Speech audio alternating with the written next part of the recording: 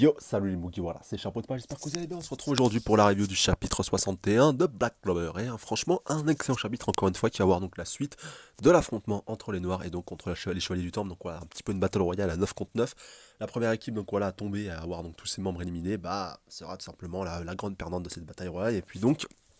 ça réglera donc le petit conflit, la petite opposition qu'il y a entre le capitaine Yami et le grand prêtre qui eux sont tranquillement, voilà, petite piqûre de rappel en train de taper des chips et de la bière, en train de regarder ça voilà, sur des moniteurs grâce à leur magie. En plus, il y a aussi le score voilà, qui s'affiche en direct, comme là on va le voir au début avec 9 à 5, on va même que le grand prêtre va dire quoi ils sont déjà 4 de mes membres qui sont déjà tombés, mais bon, rassurez-vous, ils ne sont pas tous tombés. Voilà, c'est vrai qu'à la fin du chapitre précédent, on pouvait être un petit peu amené à penser que tout le monde avait été vaincu alors qu'il n'en était rien, et puis en plus c'était bien confirmé par la page de fin, donc par le combat alors que si je dis pas de bêtises, Luck, Gauche, Swing Magna et puis donc Asta qui avait battu donc leur adversaire, donc ce qui faisait qu'il en restait plus que 4, et donc là on va avoir donc les 5 qui restent encore, donc pas les 5 mais on va en revoir 3, c'est déjà pas mal, déjà 3 nouveaux combattants, 3 nouveaux protagonistes, et 3 nouveaux combats aussi qui sont en cours, même si pour les deux derniers je pense que ça viendra, mais je vous en reparlerai de tout ça bien entendu en fin de review, vu que j'ai fait à peu près une analyse de tout ça, et je pense que ce sera plus clair une fois qu'on aura traité tout le sujet, enfin voilà, tout ce chapitre. Donc on démarre directement avec donc tous les autres qui sont, comme je vous dis, qui sont contents d'avoir éclaté tous les autres, voilà, ils disent punaise, c'est quoi, c'est déjà fini, c'était trop facile, enfin notamment Luck et tout, voilà, Luck le bon gros bagarreur des familles, puis même le capitaine Yami qui lui dit alors c'est ça tes soldats et tout, enfin voilà, c'était vraiment assez marrant, mais bon, c'est pas le plus important dans ce chapitre-là, vu qu'on va voir que ça va déboucher sur pas mal d'autres choses, à commencer par Finral. Donc je rappelle un mage quand même assez puissant des taureaux noirs, faut quand même le souligner, vu qu'il accompagne pas mal de fois Yami, il le seconde très souvent, grâce à sa magie spatio-temporelle, et donc je supposais qu'il était quand même assez fort, donc je dis pas qu'il ne l'est pas, mais là quand même, quand tu vois qu'il préfère privilégier la fuite au combat, alors peut-être qu'il affronte un membre extrêmement puissant, ça aussi on y reviendra un petit peu après, puisque comme le précise justement le grand prêtre, il a, parmi les 5 donc qui lui reste, il a un trio assez puissant, donc qui a l'air d'être composé de personnages assez importants. Bah, je vais pas vous le dire maintenant, sinon ça va spoiler un petit peu, ça va cacher un petit peu la surprise. J'y reviendrai en fin de review par rapport à ce fameux trio, mais je pense qu'on a déjà 2 membres qui sont déjà connus, et pour le troisième, bah, visiblement ce sera le requin marteau, ça je peux en parler vu qu'il apparaît pas dans le chapitre par la suite. Alors à moins que ce soit le requin marteau qui affronte Finral, c'est possible, mais vu la silhouette qu'il avait, enfin en tout cas ça m'avait, j'ai pas trouvé qu'il ressemblait trop à un requin marteau. Après je peux me tromper s'il le regardait de profil ou autre, ou quelque chose dans le genre. Donc on verra tout ça dans les prochains chapitres, sachant que Vanessa et Grey ne sont pas apparus dans ce chapitre-là, donc qui affronteront vraisemblablement donc les 2 derniers membres à pas encore être apparus, donc on verra ça aussi par rapport à la suite, bien entendu. Donc pour reprendre vraiment les combats qu'on a suivis dans ce chapitre-ci, on va commencer déjà par le combat, donc comme je vous dis, bah déjà, oui, bah, pour finir par rapport au combat de finale contre ce mystérieux donc chevalier du temple. Alors en fait, bon, c'est ça aussi qui est intéressant quand tu fais une review en plusieurs parties. En fait, j'arrivais pas à distinguer la silhouette, et en fait, c'est bien le requin marteau. Vous pouvez vérifier. Enfin là, j'ai vraiment augmenté la luminosité de ma tablette au maximum. Franchement, elle est pas reconnaissable au premier coup d'œil. Franchement, là, je vous avoue que j'ai dû le remater au moins 3-4 fois, mais là, franchement, c'est vraiment lui de profil, et en plus, ça confirme donc voilà ce qui était un petit peu teasé précédemment, donc avec notamment les 2 qu'on verra après, les 2 frangines un petit peu danseuses. Voilà, je vous le dis maintenant. Puis donc celui qui a l'air d'un petit peu d'être au-dessus du lot, et donc vraisemblablement le plus puissant de tous les chevaliers, de tous les chevaliers du temple, donc de ce cher grand prêtre, donc c'est lui qui va être opposé face à Finral, et ça explique pourquoi Finral dit punaise, il y avait un adversaire si puissant que ça, donc voilà, et qu'il a envie de se casser. Et pour revenir donc voilà avec ce que le grand prêtre va lui faire pour pas qu'il fuit, et donc pour qu'il engage finalement le combat une bonne fois pour toutes, et ben il va lui envoyer pas mal de mollusques et tout, et puis il va lui dire de manière, tu peux pas t'échapper, tu pourras pas te casser au loin, vu que t'es un petit peu bloqué par les conditions du combat, et tu pourras pas y échapper quoi qu'il arrive. Donc voilà, quoi qu'il arrive, Finral devra gérer ce combat. Je pense qu'il peut gagner malgré tout, même si je pense que c'est pas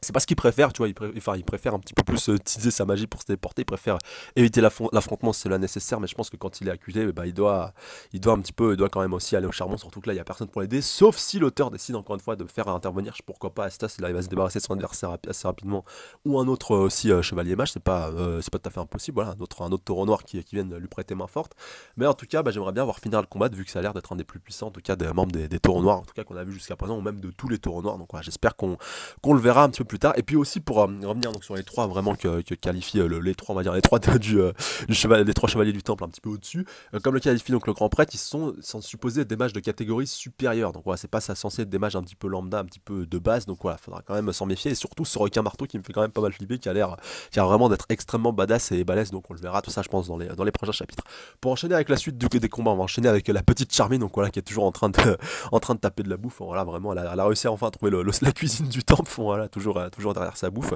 jusqu'à un moment donné, bah, où un des chevaliers du temple va tomber sur elle. On la reverra un petit peu après avec Noël, donc voilà, pour ceux qui se posent la question, c'est bien la même personne, donc voilà, avec cette petite berceuse. Là aussi, ça a déjà dû lui mettre un petit peu la puce à l'oreille, donc voilà, qui va endormir Charmy sans trop forcer, puis donc il va faire un spoung,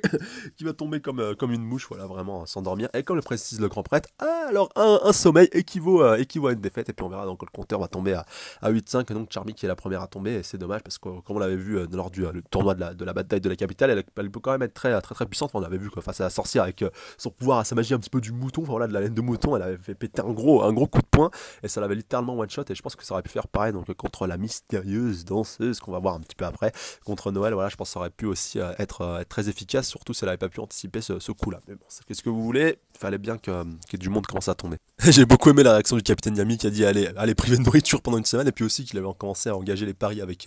le cher grand prêtre, donc ouais, je crois 10 000 yules, donc ça va être la monnaie qui doit être en place aussi à Clover par rapport à la victoire donc, de son équipe au début du chapitre. Et en plus après qui dit d'envoyer à Finral, donc voilà un bon gros poissonnet, voilà, pour histoire, donc voilà, bien horrible, bien dégueu, voilà, bien létal comme il le précise lui-même pour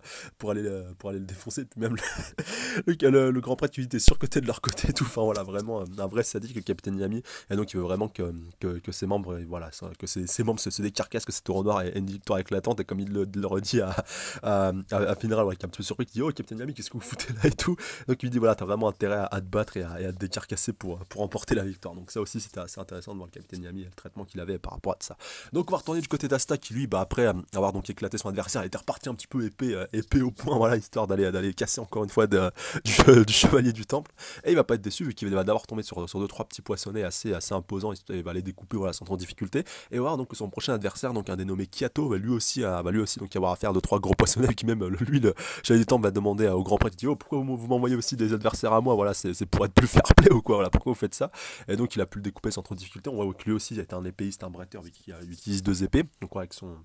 avec son gros masque qui fait un petit peu penser aux médecins à l'époque de la Renaissance. Voilà, je sais pas si vous avez déjà vu ça, vous avez déjà eu l'occasion de voir ça. Si vous avez joué à Assassin's Creed 2, vous avez déjà vu voir ça avec les médecins. Donc c'était tout simplement le blog pour éviter de tomber malade et tout. Voilà, c'était assez stylé. Puis si vous connaissez la chaîne Nota Bene aussi, c'est tout simplement le logo de sa chaîne. Donc voilà, et puis ça justifie un petit peu bien le tout, vu que lui c'est plutôt une chaîne historique. Très bonne chaîne d'ailleurs. Par ailleurs, je mettrai le lien dans la description si ça vous intéresse. Après donc par rapport vraiment au combat directement de Asta contre le dénommé Kiato, donc lui aussi va avoir un style assez similaire à une personne qu'on a déjà vue et qu'on va revoir juste après, justement. D'ailleurs, au début j'ai cru que c'était cette personne, justement, voilà, que c'était cette fille, voilà, pour bien tout clarifier, alors qu'il en est rien, et je pense que c'est sa sœur, voilà, vu que déjà leur nom Kiato et puis donc Kaono, voilà, je vous le dis maintenant, ça sonne à peu près pareil, et donc qui lui aussi a pour objectif de devenir danseur, et donc les deux vont se confronter à cause de leurs objectifs. Ça aussi c'était assez intéressant, avec Asta qui dit non, moi je veux devenir roi sorcier, et que donc seul celui qui arrivera à vaincre, à gagner ce combat, pourra réaliser ses rêves, enfin voilà, ou pourra donc espérer continuer ses rêves. Et donc Asta va devoir donc se débarrasser de ce Kiato. Et puis donc c'est bien aussi de voir quelqu'un qui a un petit peu son équivalent au niveau des chevaliers du temple, qui lui aussi caresse un projet donc de devenir danseur, mais que, comme il le précise, il peut pas aller au-delà du rivage, donc comme Kaono, on l'avait déjà vu précédemment, elle avait pu aller sur le rivage, mais donc elle pouvait pas rentrer dans le royaume, et que donc si il était amené à gagner, donc Kiato, et puis même je pense pour Kaono aussi, et il pourrait bénéficier du statut de grand prêtre, et donc pouvoir rentrer dans le royaume. Donc le grand prêtre, lui, visiblement est le seul à pouvoir le faire, et donc il partagerait un petit peu de son pouvoir et son statut à ces différents sbires, enfin à ces différents chevaliers du mage. D'ailleurs, en plus, je crois qu'il le qualifie de grand-père. Ça aussi, ça sera assez intéressant de voir si c'est plus le côté affectif ou si c'est vraiment des liens du sang. Voilà, même par rapport aux autres aussi, à tous les autres chevaliers du temple, même si je pense pas qu'ils aient tous ça dans la parenthèse, ce sera un petit peu abusé, à moins qu'il ait eu je ne sais pas combien de femmes, ou alors qu'il ait vraiment bien travaillé avec sa femme, ce sera assez intéressant. Voilà, et puis surtout que c'est avec sa petite fille, est bien travaillé. Enfin, ça dépend s'il y a ses fils et ses petites filles. Ça sera assez intéressant de voir tout ça une fois que les masques tomberont. Mais en tout cas, déjà, ce combat de Asta contre Kato risque d'être vraiment très passionnant et intéressant à suivre. Et voilà, en tout cas, j'ai beaucoup aimé cette mise en situation. Et on va voir que pour Noël, juste la page d'après, ça va être la même face à Kaono. Donc c'est Kaono qui a battu Charmy, pour ceux qui en douteraient, voilà, par rapport au masque, par rapport à la berceuse. De toute façon, vous avez bien vu tout ça. Et donc voilà, en plus qu'elle décide carrément de retirer son masque pour se confronter. Puis en plus, on voit le visage de Kiato juste un petit peu avant, donc on voit vraiment qu'il se ressemble beaucoup déjà physiquement au niveau du visage. Donc je suppose qu'ils sont frères et sœurs. En plus, Kiato et Kaono, ça sonne à peu près pareil. Donc voilà, pour moi, c'est pratiquement de l'acquis qui sont frères et sœurs, et qui sont donc tous les deux les petits enfants donc du grand prêtre du temple. Ça aussi, ça va être intéressant d'avoir un petit peu plus tard. Et je continue de penser que Une fois que ce petit tournoi sera terminé, les œufs du soleil de Mini vont se pointer, que simplement les chevaliers du temple et les taureaux noirs vont s'allier pour pouvoir les affronter, et que pourquoi pas, on verra peut-être un petit peu plus tard soit le grand prêtre, parce que le grand prêtre malgré tout il est classe, j'aime beaucoup son style, c'est beaucoup, il a fait beaucoup, pas mal penser aux anciens dans les différents mangas, voilà, je pense à que ce soit Sarutobi donc dans Naruto, que ce soit Yamamoto dans Bleach, que ce soit Barbe Blanche ou Raining dans One Piece, que ce soit voilà vraiment tous les autres, que ce soit Netero dans Hunter x Hunter, j'ai beaucoup aimé, j'aime beaucoup les personnages des anciens, voilà on va dire les puits, vraiment les anciens, les puits de savoir. En plus, ça ressemble beaucoup à Netero. Si c'est pour ceux qui suivent à Chixage, vous avez dû forcément faire le rapprochement. Et donc voilà, j'aime beaucoup déjà ce personnage du grand prêtre. Et j'espère vraiment qu'on aura l'occasion de le revoir par rapport à la suite. Et puis aussi donc Kiato et Kaono, mais ça, je pense que c'est pratiquement de l'acquis vu que l'auteur a pris la peine déjà de les montrer et d'un peu plus les développer que d'autres personnages, notamment les 4 premiers qu'il a fait éclater. Mais bon, fallait bien qu'il y ait un rapport de puissance un peu différent entre les différents chevaliers du temple. Voilà, s'ils avaient tous été au même niveau, ça aurait été un peu dommage. Voilà, ça aurait un peu cassé tout le mythe, même si ça aurait donné des combats peut-être un petit peu plus longs. Mais quand même, voilà, il en reste encore 5. Il s'est débarrassé à peu près de la moitié. Mais il en reste encore 5 et je pense qu'il va plus travailler les combats par rapport à cela. Voilà, et puis ce sera plus intéressant, je pense, à suivre. Déjà c'est déjà plus intéressant à l'heure actuelle, je trouve, à suivre que le simple sbire, déjà qu'il a pris la peine de travailler un peu plus ses personnages. Alors, vous me direz, c'est un petit peu normal, mais voilà, je pense que c'est quand même important à souligner. Et je pense que le meilleur est à venir, surtout avec ce mystérieux voilà, un petit peu chevalier requin marteau qui lui vraiment m'a vraiment l'air d'être badass et j'ai hâte de le voir en action. Et puis surtout je pense qu'Asta là l'affrontera aussi, même si ça fera un petit peu téléphoner, même si Fénéral peut lui aussi bien entendu le battre, ça c'est pas excluant non plus. Donc pour finir donc avec Noël, voilà, qui va être enfin opposé à cette chère Kaono, bah, ça va être l'occasion voilà, de voir un petit peu ça, celle qui, voilà, comme elle lui dit, je savais donc que tu y arriverais, donc quand tu arriveras au temple sous-marin, quand tu arriveras donc à contrôler ta magie, voilà, ça fait écho à ce qui s'était passé il y a quelques chapitres, et donc voilà, qu'elle va enfin un petit peu affronter sa première mentor, là, sa première senpai, voilà, un petit peu son aîné par rapport à la maîtrise de la magie de l'eau, et puis même de la magie, vu qu'on, ouais, c'est un petit peu vu qu'elle, c'est plus quand même la magie de la berceuse et de la musique pour Kaono, mais voilà, on sait quand même qu'elle est en lien avec l'eau, de toute façon, forcément, avec le temple sous-marin ou autre, donc voilà, ça va être un bon défi pour Noël, et j'ai hâte donc de voir le développement de ce combat dans le prochain chapitre, même si je pense que ouais, ce sera vraiment le combat de Noël et d'Asta, ces deux combats-là qui seront le plus mis en avant, même si j'espère bien entendu voir les deux derniers combats, donc de Vanessa et puis de Grey, qui donc affrontent, je pense, deux sbires pas trop c'est intéressant, mais quand même, voilà, on les a pas encore vus en action, donc faudra quand même le voir. D'ailleurs, Greg, on n'a pas du tout vu, et puis Vanessa qui avait juste envie de piquer une petite roupillette, voilà, après avoir pas mal picolé, puis bon, Vanessa est loin d'être nulle, donc je m'en fais pas trop pour elle, on verra bien tout ça très prochainement. En tout cas, comme d'habitude, n'hésitez pas à laisser vos avis dans les commentaires par rapport à tout ça, voilà, à mettre un petit peu de commentaires, partager, surtout vous abonner à la chaîne, voilà, vous connaissez la chanson, vous connaissez la suite, aussi la page Facebook, ça aussi c'est hyper important, là, pour suivre toute l'actualité de la chaîne, et puis mon actualité aussi IRL si ça vous intéresse, voilà, j'aime bien aussi partager deux, trois petites choses avec vous hors manga et un petit peu aussi sur des trucs qui m'intéressent et qui me passionnent ou même des trucs qui sont d'actualité, donc voilà, n'hésitez pas à aller checker la page Facebook, le lien est comme toujours dans la description, et comme d'hab, bah, surtout voilà, à me laisser votre avis par rapport à tout ça, par rapport à la suite du développement donc des différents combats, donc voilà, bon, juste je vous fais un petit récapitulatif comme je vous avais dit donc en début de review, donc ça va être assez court par rapport aux 5 derniers qui restent, donc par rapport à la page, je sais plus le numéro de la page, donc on voit c'est à peu près au début du chapitre quand on voit les 5 présents, donc on voit il y en a 3 qui sont un petit peu au-dessus, donc qui sont les 3 bien entendu qui sont mentionnés par le grand prêtre, donc on sait qu'il y a Kaono, Kiato et puis donc le requin marteau, ça c'est acquis, et donc qui voilà, vous connaissez aussi leurs adversaires, et donc par les deux qui sont en dessous, qui sont pas encore apparus, donc Greylord et puis comme je vous disais, Greylord, hashtag Natsu Taizai, Grey et puis bien entendu Vanessa qui vont donc affronter donc les deux un petit peu en dessous, donc ouais, qui eux sont des mecs un petit peu lambda, en tout cas comme ça nous est présenté. Ils ne sont pas présentés comme quelqu'un de supérieur, à moins qu'ils soient encore supérieurs aux trois qu'il y a au-dessus, mais ça serait un peu abusé. Je pense pas que l'auteur se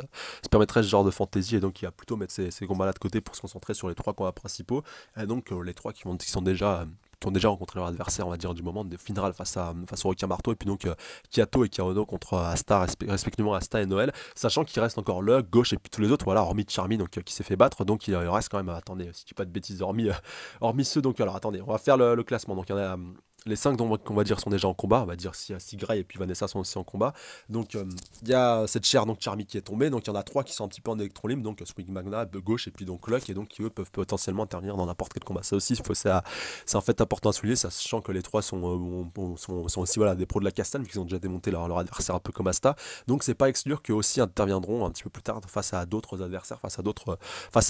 à des adversaires qu'on a déjà vus, donc comme je vous ai dit, soit des membres un petit peu du trio des chevaliers du temple, ou alors face aux sbires de Vanessa et de Grey, comme je vous le soulignais. Voilà, je pense que j'ai fait à peu près le tour par rapport à tout ça, comme d'hab, donc bah, n'hésitez pas à laisser vos avis dans les commentaires par rapport à chapitre et par rapport à la suite, et surtout voilà, est-ce que ça vous plaît le traitement que suit que suit le manga, que suit ce chapitre et que suit la progression, si vous voulez, de manière générale et par rapport à la différence de puissance entre par exemple, entre les taureaux noirs et puis entre les chevaliers du temple. Voilà, vraiment, laissez-moi vos avis dans les commentaires complets par rapport à tout ça. Et sur ce, je vous laisse, prenez soin de vous, à la semaine prochaine, salut à tous. Sayonara.